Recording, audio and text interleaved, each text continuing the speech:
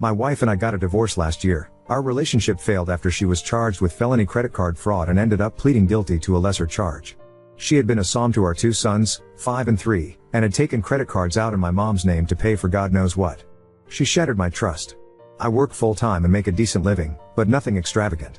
I had no clue what my wife was doing until cops showed up at my door with a warrant and took my wife away in cuffs and took 2 laptops as evidence. When I got the full story, I filed for divorce immediately. Aside from being a criminal, she was a good mom. She tried to justify what she did by saying she was just doing what was best for our kids, which I felt was total BS given that she never mentioned wanting for anything, and anytime she asked to spend on something I almost always said yes. I hired a good lawyer and asked for full custody of my kids. My ex begged me not to do that, saying she needed her kids. But she was still looking at up to a year in jail, and nothing her lawyer said could sway the judge to grant her anything more than supervised visitation. She ended up doing 90 days in jail, paying some fines and restitution, but I've allowed her to see our sons almost every time she's asked. The last year has been total hell, but we've made it work. A few months ago I was offered a much more lucrative position a few states away. I talked with my lawyer about what it would mean if I moved and what the process was. He said that since I have full custody, I have to file a petition with the court to move. So I told my wife what I wanted to do and she exploded. She claimed I was stealing her kids from her, that she's made a lot of strides to get herself to a better place, and that she would fight me tooth and nail for her kids. Well, I filed the petition, got the go-ahead from the courts, and accepted the job. When the judge gave his ruling, my wife burst into tears and began sobbing. It was heartbreaking. I know in my head that I'm doing the right thing for my sons. They are young enough that a move like this won't be too traumatic, but I also feel like their lives have already been completely overturned and I'm just adding more to that. As for my wife, she's a wreck. She's been begging me to reconsider the move, trying everything from guilt trips, manipulation, bargaining. It's like she's going through the stages of grief. But from my point of view, she did this to herself. She lied and broke the law. I have very little sympathy for her. I know at some point she will probably try to file for partial custody and I'm prepared for that. For now, I'm just trying to do what's best for me and my sons. Does that make me an asshole? Edit. Thank you to everyone who commented, even the ones who called me a heartless off for taking my sons away from their mother.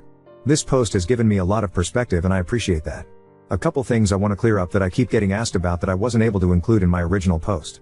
The area my sons and I live in is a smaller community. Not everyone knows everyone small, but close. The crime my ex committed was news here. It was in the paper. People know about it. I get weird looks when I'm out in public. People have stopped inviting my sons to birthday parties. I don't want my sons to be bullied and teased in school about their mother being a criminal. I am not going to permanently alienate my sons from their mother. I will make sure they are able to talk and FaceTime with her whenever they want. I will be the one who makes the drive back in order for them to see her until she is able to make arrangements to allow her to do so. I will continue to work with my ex to make sure she is included in things like birthdays and holidays. I know my sons and I will all need therapy from this. There is not good mental health help available where my previous job is. My new job offers on-site childcare and I will have access to counseling and therapy for myself and my sons that we would not have access to without moving. The schools near my new job are head and shoulders above the ones near my previous job. If my ex gets her life back on track and is able to move closer to us, I'm all for it. If she does the things she needs to do in order to petition for shared custody, I don't intend on fighting her for that. But until she does that, I will not allow her anything more than the supervised visits ruled by the court. I will also not ask for any of the court-ordered child support. We won't need it. To all the people who screamed but she's their mother. Yes, and she always will be. And I remind my sons daily that their mom loves them very much and that she wishes she can be with them like before. I am angry and resentful of my wife, but I work very, very hard to not let any of those feelings impact my sons and their relationship with their mom. Lots of comments from Oop, so a quick explanation of what the ex did. Oop, she took out multiple credit cards in my mom's name after getting her SSN somehow. Racked up about $30,000 before she got caught.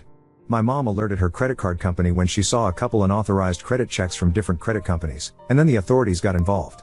I had no clue. She apparently spent most of the money on clothes and toys for the kids, makeup and clothes for herself. But that's a shitload of toys and clothes, so I find it hard to believe. Op says the kids' credit is clean. She didn't just break the law, she broke my trust. She defrauded my own mother of $30,000. My elderly mother who lives on a fixed income. My mom has spent the last year putting her life back together after a person who she loved like her own daughter betrayed her.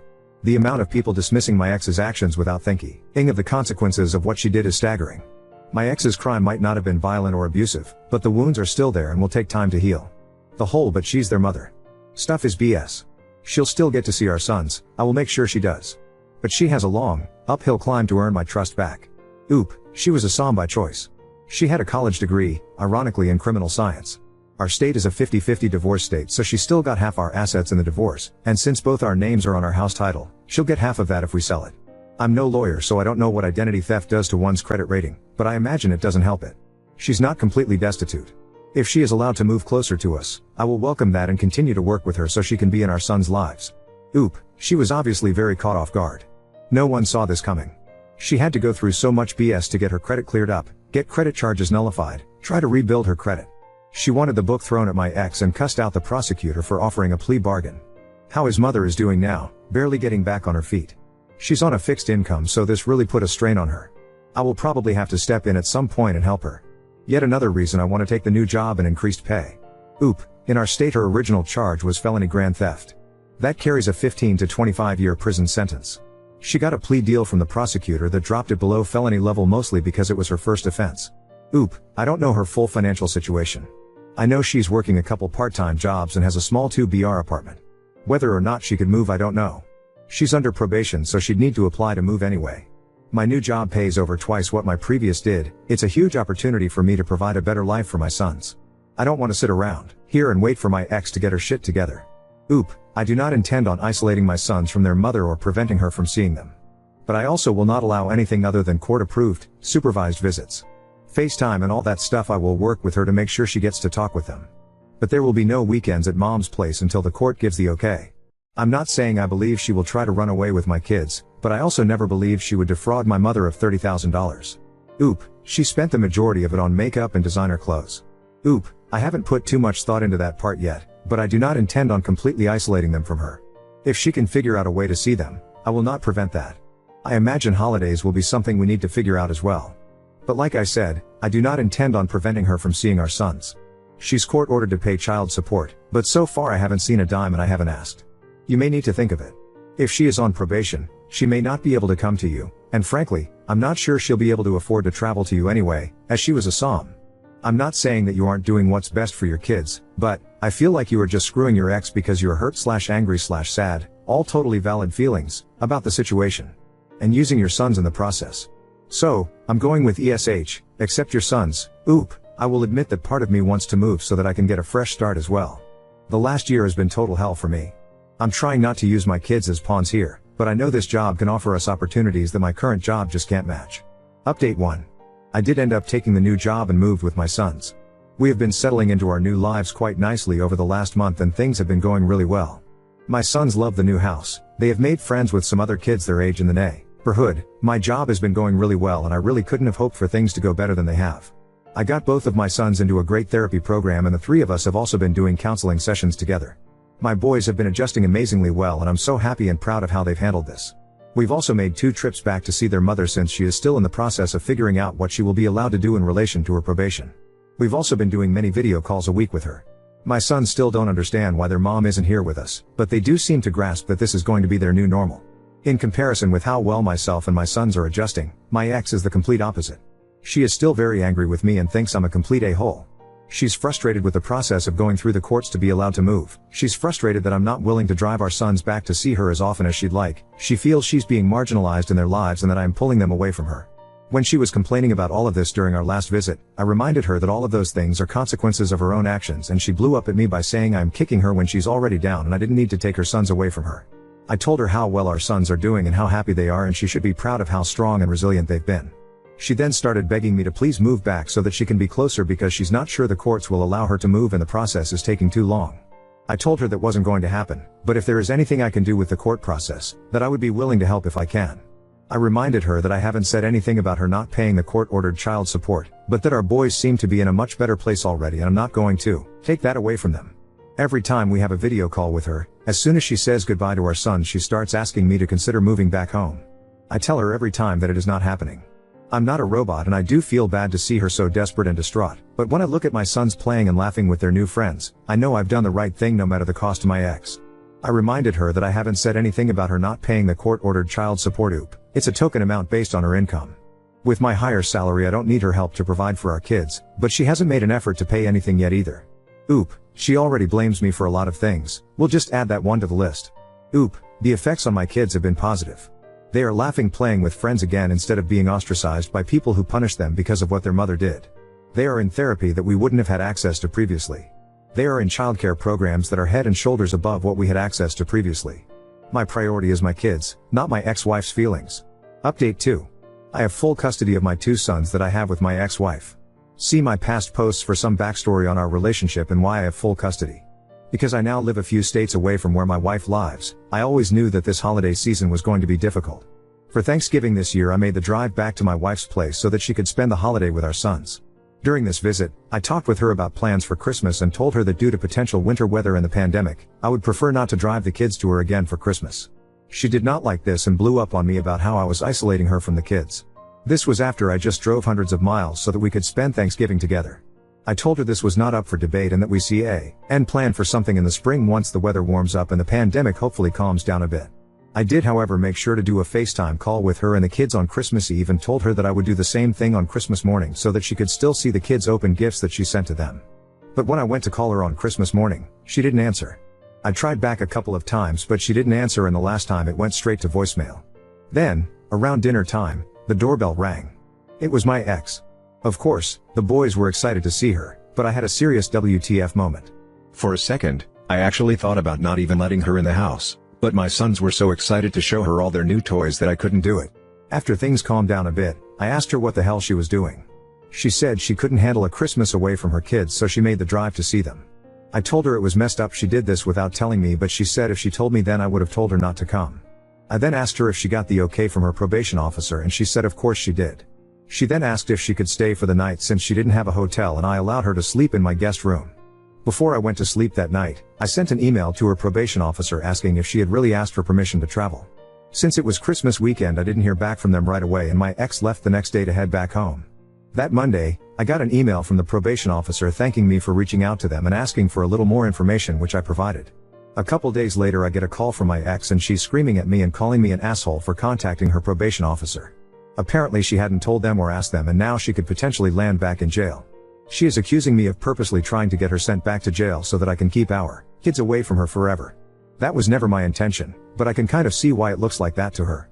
Does contacting her probation officer make me an asshole? Now on to second story.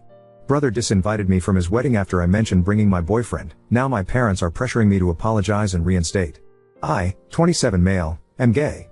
I came out at 16 and my parents told me they would always love me, but to not mention it to my older brother who I'll call Brick, then 19 male, 30 male now. When I was confused and asked why, they said that Brick had expressed some awful opinions about gay people. I limited talking to Brick until I moved out at 18, which wasn't much of a problem because we were never close. I went to uni, got good job, and an awesome boyfriend, 28M, in my home city. Me and my boyfriend Angel live a peaceful life. Peaceful until a few days ago when I got a call from my brother. I was concerned that Brick was calling me, as we have never messaged before, just at each other's numbers for emergency purposes. I picked up because maybe there was some emergency happening. He opened the call with an annoyed "Hey man," and I knew something was up. He said he was getting married to his fiancée Yen, 24F, next year. I didn't even know he had a girlfriend. I was like that's great Brick. And asked some boring wedding things that he begrudgingly answered. He then told me invites were being sent out in a couple weeks, and that I could bring A+1. Here's where I made the mistake that started this mess. Without thinking like an idiot, I said, cool, I'll bring my boyfriend. Major mess up. Brick immediately started yelling insults down the line, screaming that he wouldn't have an F slur at his wedding. I didn't say anything and just hung up. I was rattled by hearing those words from my own brother's mouth, even though I knew his feelings about people like me. I told Angel, and he comforted me, ordering in my favorite restaurant and watching movies with me, which was awesome. We went to bed later and I felt alright the next day. I sent my parents a message that Brick invited me and uninvited me from his wedding pretty much in the same breath, and went on my way to work, not a clue of the crapstorm waiting for me when I got off. When I turned my phone on again after my shift, it was blowing up. Messages and calls from my parents and relatives galore asking me what the F happened. I phoned my parents back when I got home and gave them the rundown of what happened, and said I honestly didn't care because it's not like Brick would be coming to my wedding anyways. My parents immediately chastised me for my obvious disinterest and disregard of my brother's life and told me I should be apologizing to him for bringing my personal life into his wedding. What? I basically told my parents to screw off and have been getting bombarded with messages from relatives to apologize to my brother and get my invite reinstated, and apologize to my parents for disrespecting them, but I really don't want to. Angel's reassuring me that I did nothing wrong, but it's still nagging me. Ida? Oop, he's never been my biggest fan, honestly.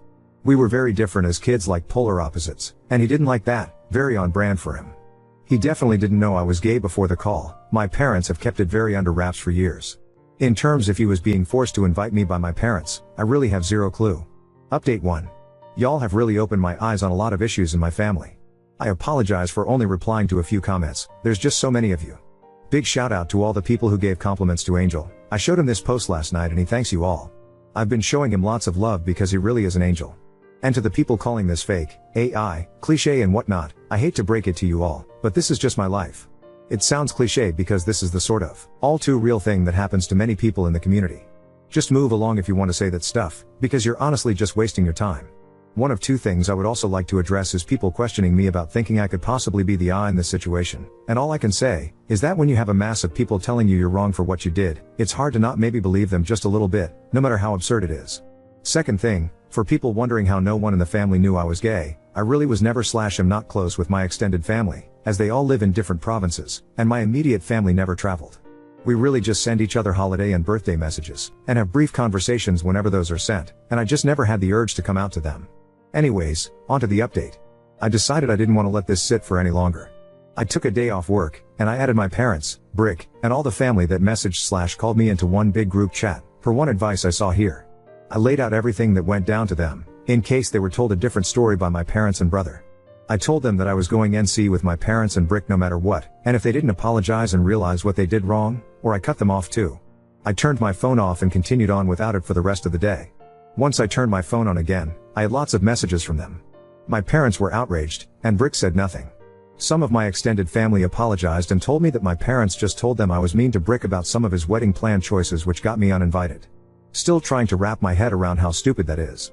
Seriously think my parents might be Neanderthals. Anyways, the real story made others even more angry and more insistent that I apologize, and they were promptly blocked. I didn't answer any of my parents' texts/calls and be blocked. I feel like I have a weight off my shoulders. I'm not concerned about my parents showing up at our apartment, as they moved away from my city last year. Me and Angel are planning a lovely trip, per advice of a lot of people that we thought was great, to France to visit his family during when the wedding will be taking place, which I'm very excited for. I've heard nothing but good things about them.